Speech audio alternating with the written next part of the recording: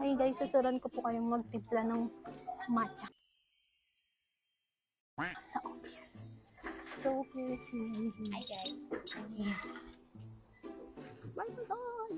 Gugulo. Ito po ay yellow. Natin dito. James Garden. Ay, titigman niyo yung ano ko, timpla ko. Kayo magja-judge. Ayoko nung bagong bili po, matamis. budol.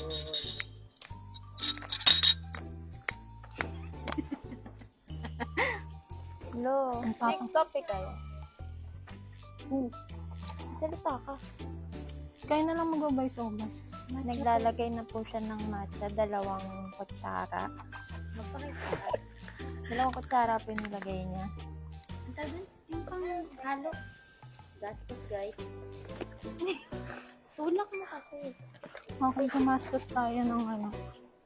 Ang course. Frotter. Ayun. Parang siyang lumot. Parang lumot daw. Kasi nasaksak to siya. Hindi, ano siya, charger. Lumot po ito. Ibang klase pong tao rito kasi umiinom ng lumot.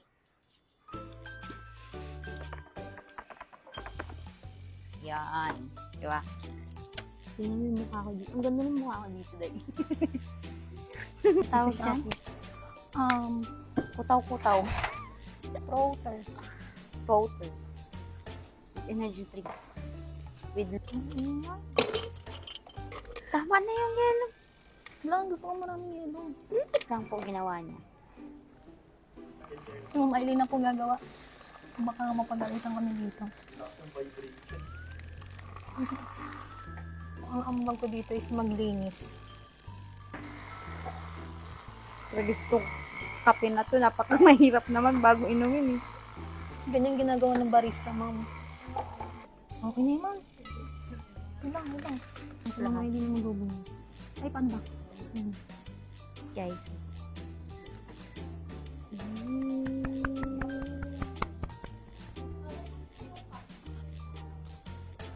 Wala pa yung lasa niya. Lasang tokwa. Wala pa.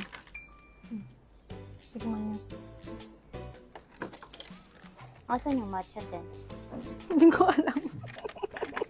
Hello everyone, so we are here right now sa office and Mom She is drinking matcha flavored coffee, I guess. I don't know what this is called, but this is a matcha drink with a latte. Yes, and right now we are here sa office to taste some of it kasi papadeliver lang ng mga dumating niyang orders from Shopee. Yes. So first is the ice. Kaya na-rate ko to ng 7 out of 10 dahil matapang. 7 out of 10. Nakabala.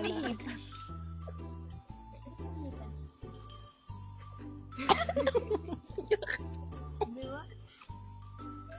Oh my gosh. Lasang lasa? That's a 3. 3 out of 10. Ang taas mo naman sa 7. Gamot. Actually, she rated it 7 because she's a matcha lover. But since she's not a matcha lover, you're not a matcha lover, right? Kadamihan ko, dapat 1. Alam mo yung bagong ulan yung bagong ulan. Parang nalasa. Alimuum.